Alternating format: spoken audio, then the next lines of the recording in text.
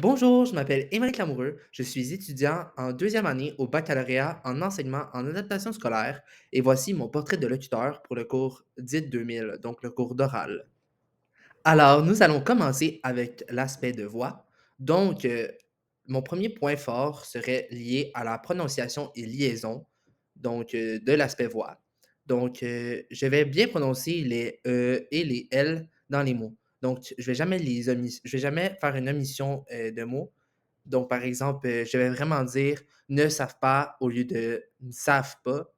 Je vais aussi dire je préfère au lieu de je préfère. Je vais aussi dire je comprends au lieu de je comprends. Et aussi, je vais dire quelque au lieu de quelque. Donc, ces aspects-là font vraiment en sorte que je ne fais pas de mission de son pour ces aspects précis-là. Alors, malgré le fait que l'un de mes points forts était l'omission de son, l'un de mes points améliorés aussi est l'omission de son, surtout avec les mots avec les lettres TR. Donc, tr. Par exemple, je vais dire haute au lieu de autre et je vais dire la note, genre note au lieu de la nôtre. Donc, dans ces cas-là, je fais une omission de son dans ces contextes-là. Donc, autant que ça peut être l'un de mes points forts avec les E, autant qu'avec les tr, c'est un petit peu. Ça serait à travailler. Je ne crois pas que c'est dramatique, mais c'est vraiment un point que je peux améliorer pour mon français oral. Donc, toujours dans l'aspect de prononciation et liaison dans la voix, donc l'un de mes autres points à améliorer serait les changements de son. En effet, j'ai parfois tendance à changer, à remplacer les sons. Donc ici, au lieu de dire quasiment, je dis quasiment. Et c'est vraiment une erreur que je fais fréquemment dans la vie. Sincèrement, je ne sais pas pour laquelle raison je dis toujours quasiment. Par contre, c'est vraiment à travailler étant donné que ce n'est pas le vrai mot. Donc, ça serait vraiment un aspect à travailler pour ce sens-là.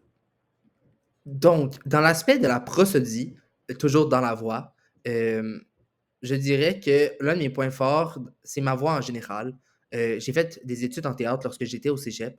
J'ai toujours été quelqu'un aussi qui adore les présentations orales, qui aime parler.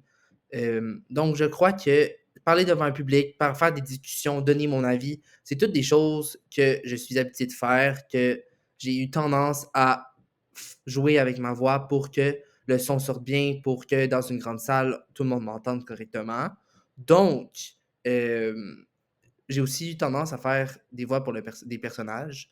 Donc, ça fait en sorte que je peux mettre des intonations, je peux jouer avec un personnage, mettre des intonations différentes. Donc, je pense qu'avec ce point-là, je suis vraiment capable d'aller chercher le point, genre, la manière dont l'élève me perçoit, l'élève ou la personne qui m'écoute me perçoit, il va mémoriser des choses un petit peu plus importantes.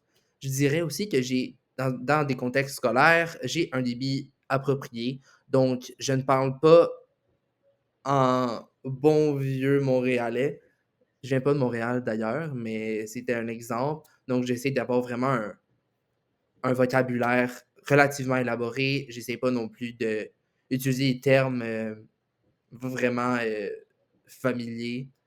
Donc, je crois que pour ça, mon débit est approprié dans des contextes scolaires.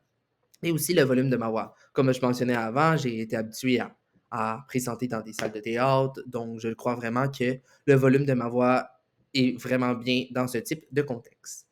Donc, pour terminer avec l'aspect de la voix, j'ai beaucoup tendance à dire des juste dans le début de la vidéo, je me suis souvent réenregistré, étant donné que je disais beaucoup de C'est, ça en est même un petit peu fatigant à mon humble avis. J'ai vraiment tendance à faire le donc ça montre vraiment, dans le fond, ça fait vraiment des pauses dans mon vocabulaire, puis ils sont pas nécessairement bien placés. Justement, le faire un comme je viens de faire, c'est ça l'interrompt la pensée. Un élève pourrait focuser sur mon au lieu de se focuser sur la matière. Donc, les seraient vraiment travaillés. Ça serait même mieux si je ferais une pause à l'oral et je dirais vraiment rien au lieu de faire ouais, oui, ça. Un élève aurait peut-être tendance à moins se perdre. J'aurais peut-être l'air moins perdu aussi. Parce que lorsque je fais un ben, on dirait que je ne sais pas vraiment de quoi je parle. Tandis que si je fais pas de son ou même je pourrais dire peut-être trouver une chose à dire, ça ferait peut-être en sorte que que j'ai l'air un petit peu plus à mon affaire, que je connaisse un petit peu plus mes choses. Donc, c'était pour les aspects de la voix. Donc, maintenant, nous passons au côté du lexique. Donc, le deuxième aspect, j'ai je pense que l'un de mes points forts, c'est au niveau de mon langage. Donc, j'ai relativement un langage standard lorsque je parle, standard même, je dirais, peut-être même élaboré, mais encore là, tout dépend. Donc, j'essaie d'utiliser un beau vocabulaire en général. Donc, par exemple, je vais dire gadou, flagrant, rancune, littéralement, effectivement, étant donné que c'est tous des mots qui ne sont pas familiers, c'est des beaux vocabulaires à montrer aux élèves quand on parle à d'autres personnes quand on parle. Donc, dans ceux-là, il n'y a pas de québécisme, c'est pas des mots familiers, il n'y a pas d'anglicisme. Donc, je pense que pour toutes ces raisons-là, je dirais que j'ai un beau vocabulaire. Alors, pour continuer au niveau du lexique, donc, j'ai un langage qui peut être familier. Donc, je vais utiliser des mots et des formulations qui sont familières. Donc, par exemple, je peux utiliser, je vais utiliser le mot slush, qui est un anglicisme, et se revirait, qui est un québécisme familier. Donc, ce n'est pas des mots que je peux vraiment utiliser. Donc, ça serait vraiment un point à améliorer. Un autre point à améliorer au niveau du lexique sont mes impropriétés. En effet, j'ai souvent tendance à utiliser un mauvais terme. Donc, je vais dire tomber sur son téléphone. Mais est-ce que je peux tomber sur un téléphone? La réponse est non. Je peux être sur un téléphone. Je peux regarder mon téléphone. Donc, regarder sur mon téléphone, je peux faire plusieurs choses, mais je ne peux pas tomber sur mon téléphone. Donc, ça serait un point que j'aurais à améliorer. Alors, au niveau de ma morphosyntaxe, au niveau de mes points forts, j'ai des constructions familières, phrases indépendantes. Donc, surtout au niveau de mes questions. Donc, j'ai une belle formulation de mes questions. Donc, est-ce que vous connaissez au lieu de qu'est-ce que tu connais ou quelque chose dans ce genre-là? Et je vais dire quel sport aimes-tu, qui est quand même une forme de phrase interrogative relativement très bien. Donc, c'était mes points forts au niveau de ma formulation de questions. Un autre de mes points à améliorer dans la morphosyntaxe, c'est que je me trompe parfois dans les pronoms. Donc ici, j'ai dit si pénaliserait qu'ils sont, mais j'aurais dû dire quelles sont, puisque je parlais des femmes. Donc, puisque c'était les femmes, c'était elles. Donc, c'est de vraiment faire attention aux pronoms que j'utilise qui font bien référence au groupe du nom auquel je parle.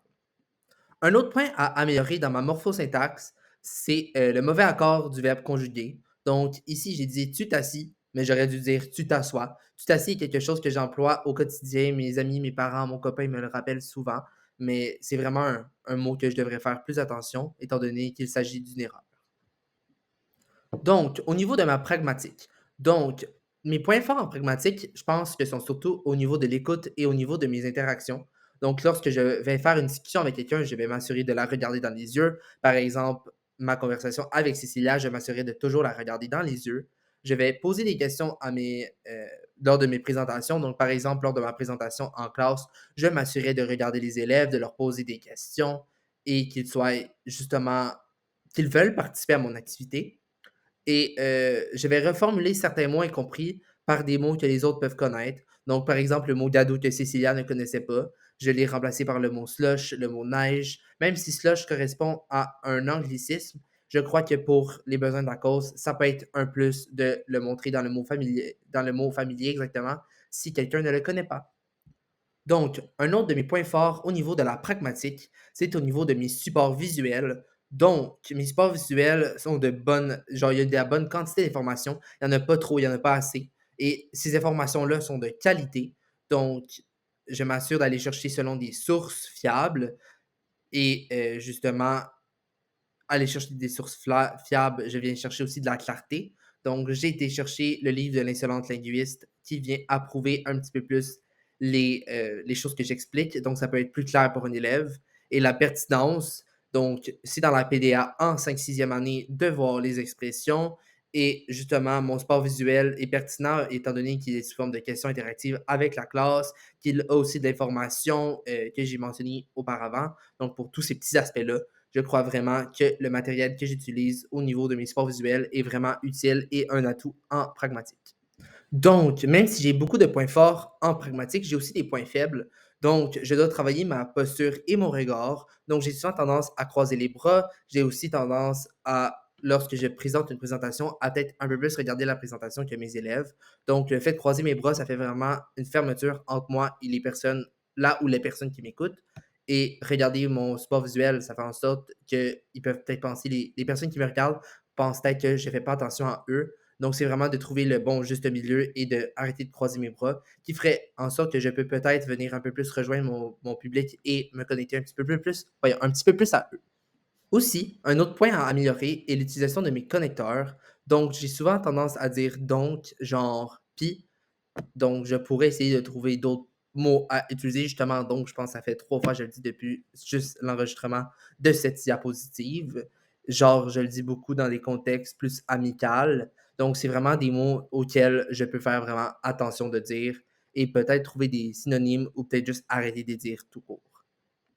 Donc, pour conclure, c'était mon portrait de locuteur. Je crois que dans l'ensemble, j'ai un beau français, mais que j'ai plusieurs choses encore à améliorer. Merci et bonne soirée.